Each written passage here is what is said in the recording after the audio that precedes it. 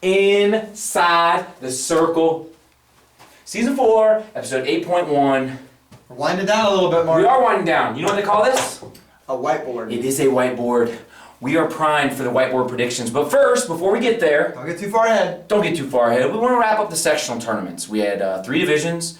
We had a total of 7 sectionals occur. 2 + 1 + 4. Booyah! I can do math. And let's talk about them a little bit. Let's break them down. Let's start with Division 3. We'll start at Cardington. Northmore walks away your champs. At the beginning of the year, we talked about them. They're a good team, solid team. They walk away with 165 points at the Cardington sectional. Champs, Coach Carr, hats off to you. They were able to best West Jefferson with 134 points. And all in all, had a great day. Had 2 champs, walked away sectional champs. That's a good thing to hang your hat on this program. You know, D3 changed it up a little bit this year. They used to be 2 days.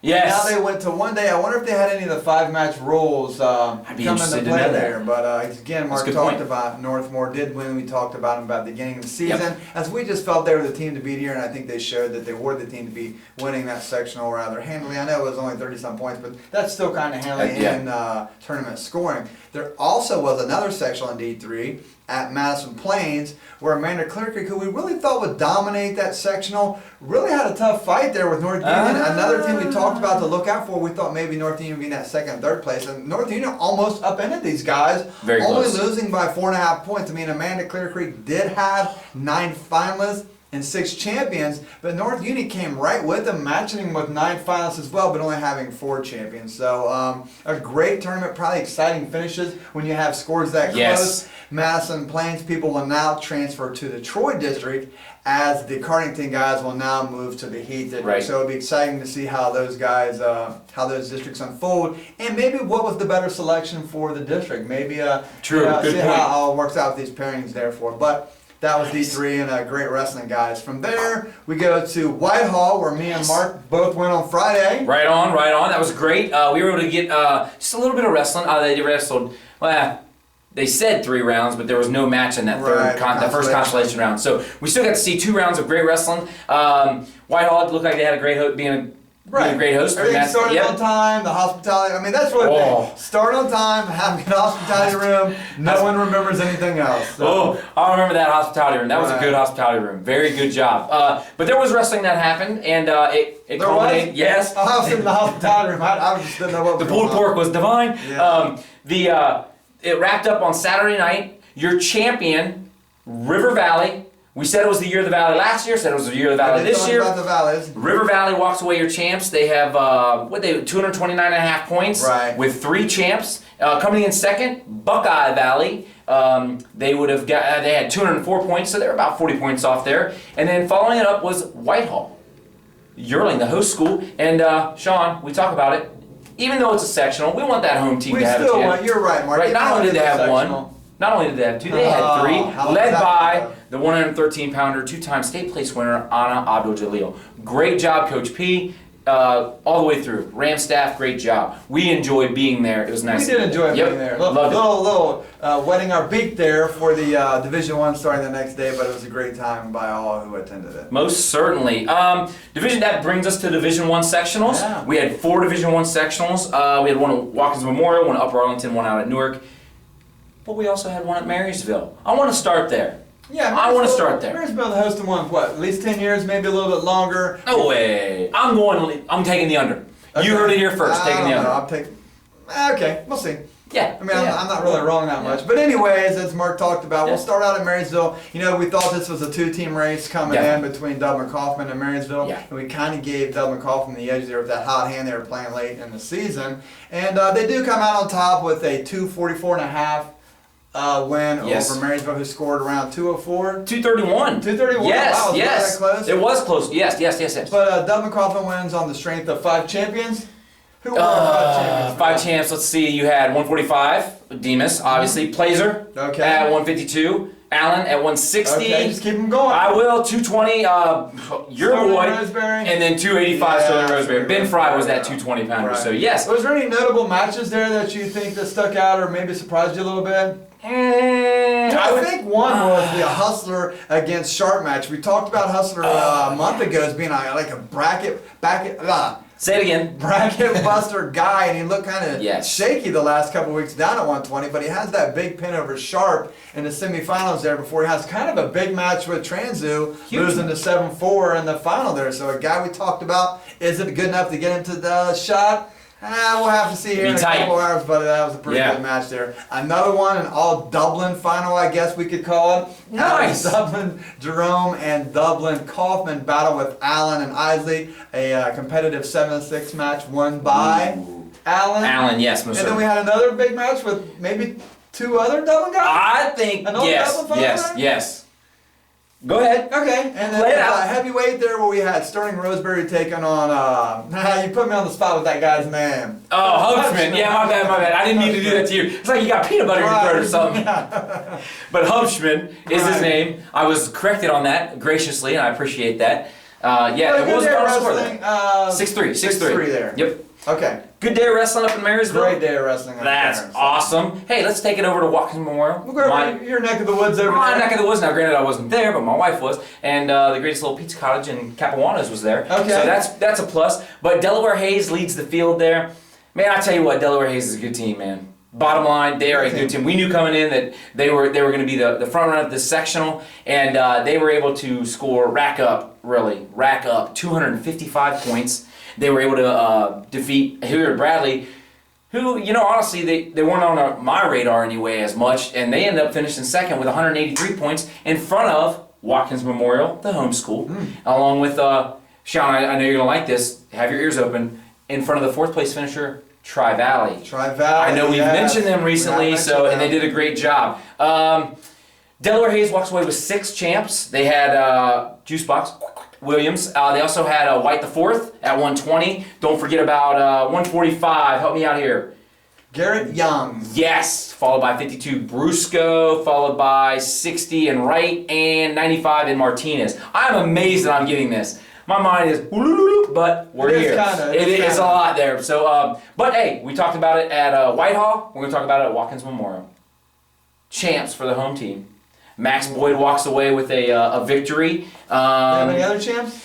Yes, they did. Leave at 26. Yes, at 26. Great job, Watkins Warriors. Let's talk about 3 weight classes, sort of 3 finals matches. Talk about Watkins. Talk about a weight. I wish they were streaming live over there. I'd have loved to see that Luke Hernandez, Jaleel Barnes match. I mean, that was absolutely a phenomenal match. Hernandez does come out on top with the 9-7 victory there in a fierce battle. I mean, I heard this was just absolutely a crazy 6 minutes of 2 kids giving it their all. Another match there, one of you guys you like, the 38 from Bradley. Yeah, Amador, Riley. Riley has a Riley Amador I think is going to, I don't know, he might go on to. Don't give him too much. I won't give him too much. I like Riley. I think he's a good kid. I think he's a good wrestler. So he's able to up in Mayberry from Delaware Hayes. That's right. 6-4, sudden victory. That's called extra wrestling, folks. Some bonus wrestling those guys got. Love it. And let's talk about 182. Shawn, we knew coming in that this was going to be a tough weight class. That was the marquee weight there, yeah. Totally the marquee weight class. Your champ, Max Boyd from Watkins Memorial, he's able to up in 2-time district place winner Dolan Martin, tough kid in his own right, beats him 6-3, and then I guess just to show the depth of the weight class, in the consolation semifinals, you have Patrick from Hilliard Bradley taking, and this is the console semifinals. Wow. Patrick Yo taking on Garin from Logan. Another highly ranked kid. They're both amazingly good. Someone's got to win, someone has to lose. It's just the way it is. It's the nature of the beast. It's the sport of wrestling. Yo walks away with a 6-4 sudden victory win. Hats off to you, Yo. Logan kid, I'm sure, fought a great match, and that's the way it ended up. It's just the way it goes. So there's your Watkins Memorial. Where else were we? You had eyes on somewhere else. We went to Arlington from there. This was a great tournament. Again, we've seen this come down to a 2-team race between Westerville North and Central Crossing.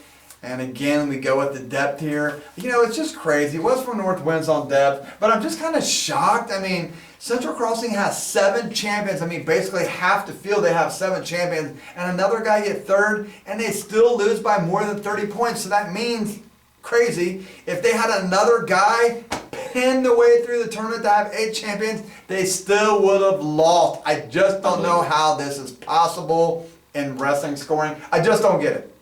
I just don't get high school wrestling scoring. But we talked about it. It is the nature of the beast, and it all comes down to depth. So, yes. But congratulations. At this level, yes. It does. At that level, really, congratulations to Central Crossing on having 7 champions. Regardless if you win the section or not, that's pretty impressive to me. So, agreed. Getting third there was Olentangy Orange. They had a champion as well.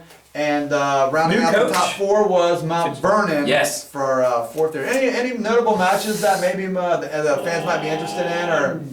I would have to say, let me think about the weight classes. Let's see, 126 maybe? 126, J.D. Woods, Woods yeah. was a weight class that, I mean, it was so tough. State qualifier Charlie Osborne gets 4th to show you the depth of that. I mean, I guess those were fierce, crazy matches all the way. Yes. Tyler Norris wins up in the top over Charlie Osborne, and then J.D. Woods wins 6-4 in the final there to win that weight class in an absolute incredible weight. If 126 didn't do it for you, 145 would have had to have been a great final. Yes, 45. We have 2 Westerville boys going. Yes. All Westerville final here. Now, would you not? Did you plan that? Yeah, they're going to get in the action here with what was going on with the Dublin schools. Yes. Marysville, Brighton's going to host their own Westerville final, where we had 2 exceptional wrestlers, and Cameron Jenkins taking on William Wallace Green Yes. there, and a 1-point win for Jenkins. And there was another one there at 52, kind of an open weight at the beginning of the season, where we had Logan Brodsky of Olentangy Orange as the early favorite before all the madness started, but Yes. he does get upended by Lane Hinkle. Lane Hinkle from Mount Vernon in a 6-2, 6-3 yeah, final yeah. match there. So.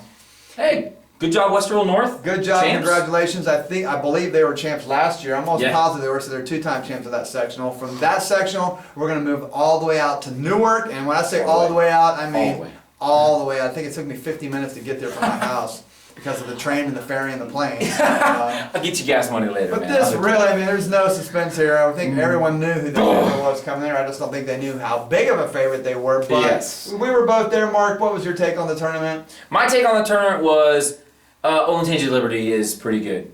They're pretty good. Pretty good? Yeah, they're pretty good. They scored 329.5 points, and I really... Say it again. 329.5 points, and I really think that is a Central District Division I record. I Has to looked be. back as far as I could. I just can't see anyone. And before 2000, I don't know if most of you knew that, we didn't have the consolation rounds we do, where your guy had to make it all the way to the semifinals, and before that, you had a guy to make it to the finals. But anyway... Shawn, speaking of making it to the finals, they had 8 champions. 8 champions. They had 10 in the finals.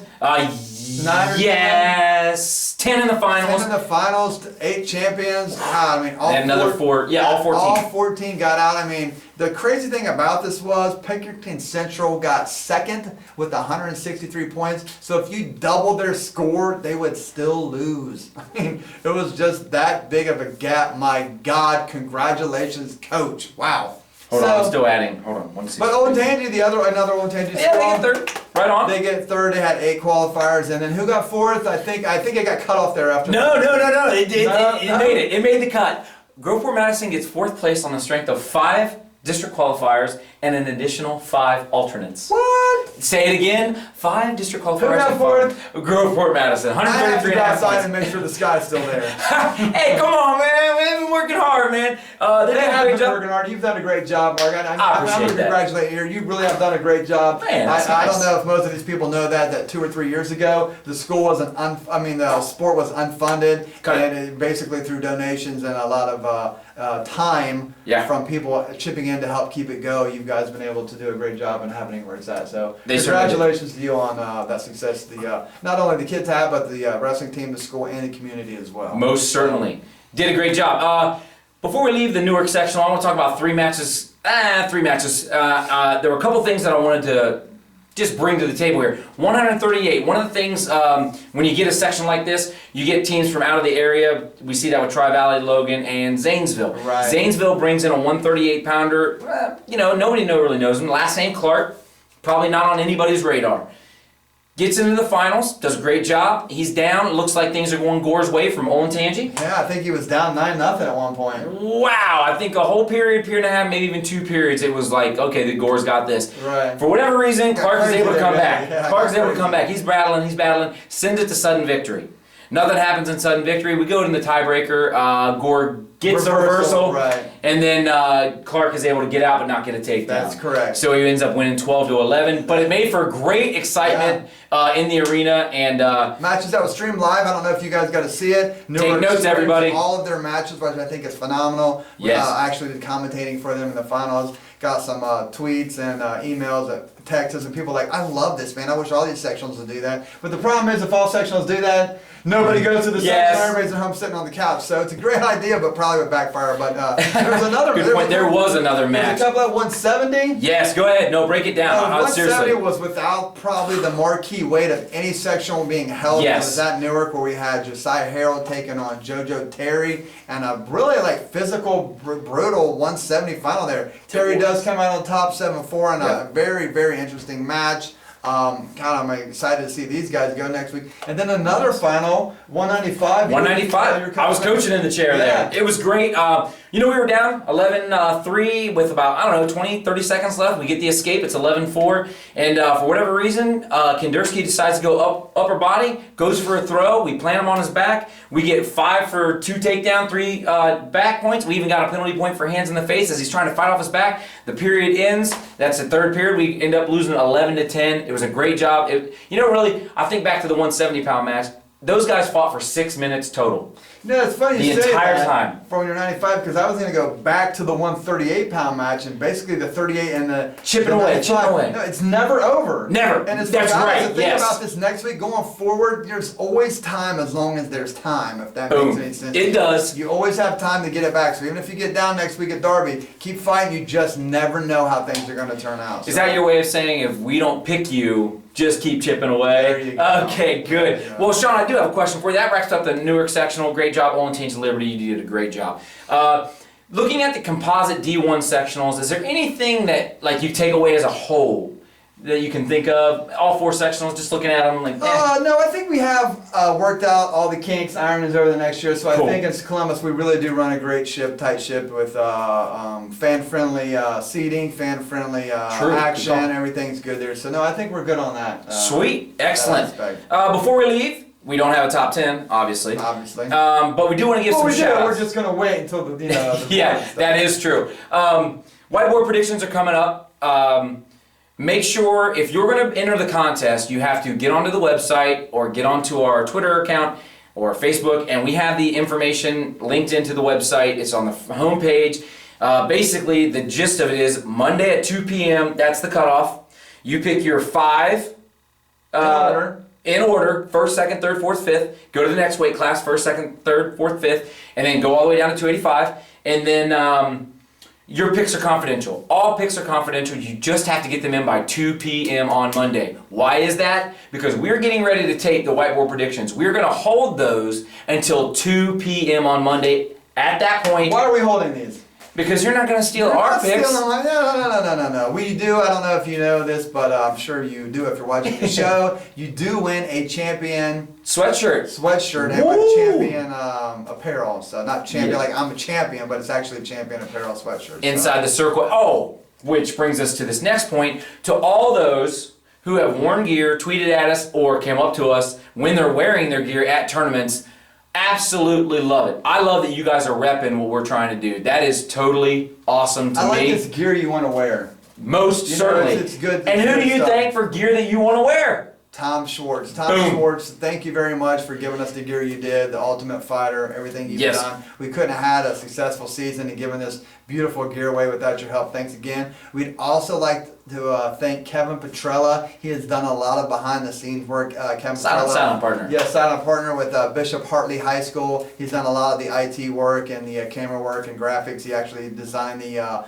intro to the green screen with the music and stuff. So thank you very much, Kevin. Also, for you coaches that are maybe a little worried about the hospitality room at Derby, trust me, it's in good hands. Chris Rinaldi has taken it over. His daughter actually does the national anthem before the tournament and before the finals. Chris is a great guy. They got it all worked out. You will not be disappointed at the Derby hospitality this year. So, yeah. I think that's it. Stinks to be Marinelli. He's got 14 kids. He never gets in there. He's never going to get in there. So. Shawn, I think that is it. Well, we got the whiteboard predictions now. Right. Well, there are your sectional wrap-ups. And now you are inside the circle.